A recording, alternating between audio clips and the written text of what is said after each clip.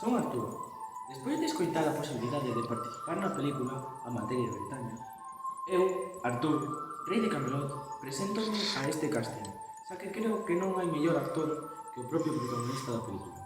E non só por iso, senón tamén polo meu extraordinario manexo da espada, a práctica experiencia montando a cabalo, e non menos importante, o feito de que é no meu poder a espada Excalibur, que, como é sabido, non pode manexar ninguén agás eu.